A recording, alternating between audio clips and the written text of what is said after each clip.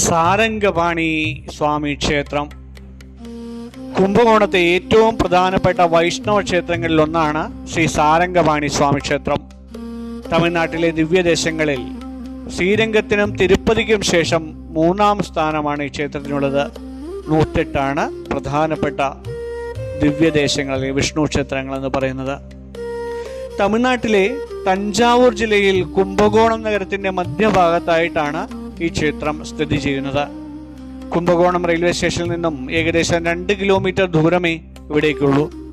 പ്രശസ്തമായ ആദി കുംഭേശ്വര ക്ഷേത്രത്തിന് വളരെ അടുത്തായാണിത്.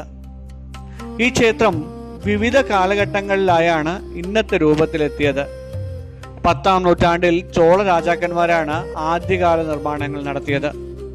16-ാം നൂറ്റാണ്ടിൽ വിജയനഗര രാജാക്കന്മാരും നായക ഭരണാധികാരികളും ക്ഷേത്രം വിപുലീകരിക്കുകയും കൂറ്റൻ രാജഗോപുരം പണിയുകയും ചെയ്തു. 147 അടി ഉയരമുള്ള ഇവിടുത്തെ ഗോപുരം കുംഭകോണത്തെ ഏറ്റവും ഉയരം കൂടിയ ഒന്നാണ്. സാരംഗം എന്നാൽ വില്ല്, പാണി എന്നാൽ കയ്യ്. കയ്യിൽ വില്ലേന്തിയ ഭഗവാൻ എന്നാണ് സാരംഗപാണി എന്ന പേരിന്റെ അർത്ഥം. ഹേമഋഷി ലക്ഷ്മി ദേവിയെ തന്റെ മകളായി ലഭിക്കാൻ ഇവിടെ തപസ് ചെയ്തിരുന്നതായി പറയുന്നു. അദ്ദേഹത്തിന്റെ പ്രാർത്ഥനയിൽ സംപ്രീതയായ ദേവി താമരപ്പൂവിൽ ഒരു കുഞ്ഞായി അവതരിച്ചു, കോമളവല്ലിത്തായാർ.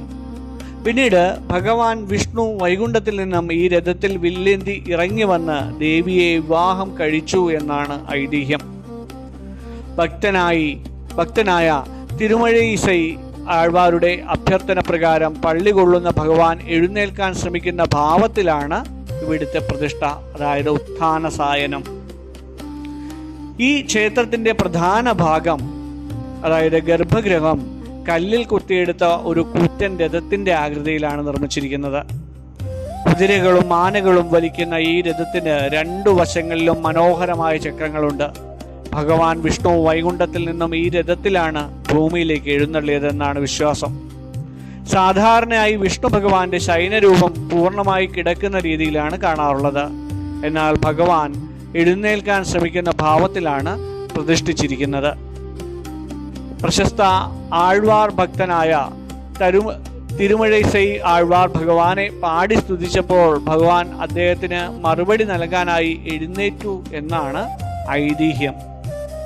സാരംഗം എന്നാൽ വില്ലെന്നും പാണി എന്നാൽ കയ്യെന്നും അർത്ഥം. അതായത് കയ്യിൽ വില്ലേന്തിയവൻ എന്നാണ് സാരംഗപാണി എന്ന വാക്കിന്റെ അർത്ഥം. ഹേമർഷിക്ക് നൽകിയ വാഗ്ദാന പ്രകാരം ഭഗവാൻ ഇവിടെ സാരംഗം എന്ന വില്ലുമായി പ്രത്യക്ഷപ്പെട്ടു എന്നാണ് വിശ്വാസം. ഈ ക്ഷേത്രത്തിന് പ്രധാനമായി 2 പ്രവേശന കവാടങ്ങളുണ്ട്, ഉത്തരായന വാതിൽ നിന്നും ദക്ഷിണായന വാതിൽ നിന്നും. സൂര്യൻ വടക്കോട്ട് സഞ്ചരിക്കുന്ന 6 മാസക്കാലം ഉത്തരായന വാതിൽ തുറന്നിടും. സൂര്യൻ തെക്കോട്ട് സഞ്ചരിക്കുന്ന ബാക്കി 6 മാസം ഈ വഴി, അതായത് ഈ വാതിൽ വഴി മാത്രമേ പ്രവേശനം അനുവദിക്കുകയുള്ളൂ. ക്ഷേത്രത്തിന്റെ രാജഗോപുരത്തിന് ഏകദേശം 150 അടി ഉയരമുണ്ട്. 11 നിലകളുള്ള ഈ ഗോപുരത്തിന്റെ അതിമനോഹരമായ ശില്പവേലകൾ കാണാം. കുംഭകോണത്തെ ഏറ്റവും ഉയരം കൂടിയ വൈഷ്ണവ ഗോപുരം ആണിത്. ശ്രീരംഗത്തെ പോലെ തന്നെ ഇവിടെയും വൈകുണ്ഠ ഏകാദശി വലിയ ആഘോഷമാണ്.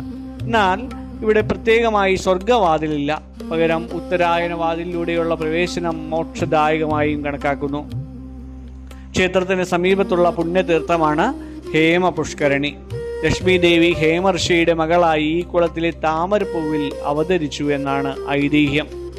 ക്ഷേത്രത്തിൽ രാവിലെ 7 മുതൽ 12 വരെയും വൈകുന്നേരം 5 മുതൽ രാത്രി 9 വരെയുമാണ് സാധാരണ പ്രവേശനം അനുവദിക്കാറ്. വിശേഷ ദിവസങ്ങളിൽ ക്രമാനുഗതമായിട്ട് അതിനുള്ള മാറ്റമുണ്ടാവുന്നതാണ്. വസ്ത്രധാരണം ഏവരും മാന്യമായിട്ടുള്ള വസ്ത്രധാരണം ധരിക്കുവാൻ വേണ്ടി ശ്രദ്ധിക്കണം. ഷർട്ടുകളൊന്നും തന്നെ ഈ തമിഴ്നാട്ടിലെ പ്രധാന ക്ഷേത്രങ്ങളിലൊന്നും ഊരേണ്ടതില്ല. ട്രെയിനിൽ നമുക്ക് കുംഭകോണം റെയിൽവേ സ്റ്റേഷനിൽ ഇറങ്ങുന്നതാണ് ഉത്തമം. ചെന്നൈ, തിരുച്ചിറപ്പള്ളി, തഞ്ചാവൂർ എന്നിവിടങ്ങളിൽ നിന്നൊക്കെ ഇവിടേക്ക് ധാരാളം ട്രെയിനുകൾ എപ്പോഴുമുണ്ട്. കൊച്ചിയിൽ നിന്ന് ഏകദേശം 477 കിലോമീറ്റർ ദൂരമാണ് ഈ കുംഭകോണത്തേക്കുള്ളത്. അറിയാമല്ലോ, NH 83 വഴിയാണ് ഏകദേശം നമുക്ക് റോഡ് വഴിയാണ് സഞ്ചരിക്കുന്നതെങ്കിൽ എത്തുക. ഇവിടെ 9 മണിക്കൂർ കൊച്ചിയിൽ നിന്നും ഏകദേശം കുംഭകോണത്തേക്കുണ്ടാവും. വിമാനമാർഗമാണെങ്കിൽ നമുക്ക് എത്തിച്ചേരാവുന്നത് ട്രിച്ചി എയർപോർട്ടാണ്. ഏകദേശം 90 കിലോമീറ്ററാണ് ട്രിച്ചി എയർപോർട്ടിൽ നിന്നും കുംഭകോണത്തേക്കുള്ള ദൂരം. അപ്പോൾ നമുക്ക് സാധനാപദം ഒത്തൊരുമയോടുകൂടിയിട്ട് നമ്മൾ അടുത്ത സന്ദർശിക്കുന്ന ക്ഷേത്രമാണിത്. ഏവർക്കും ഒത്തൊരുമയോടുകൂടി നമുക്ക് സന്ദർശിക്കാം. ഈ ക്ഷേത്രം ക്ഷേത്രം സാരംഗപാണി ക്ഷേത്രം.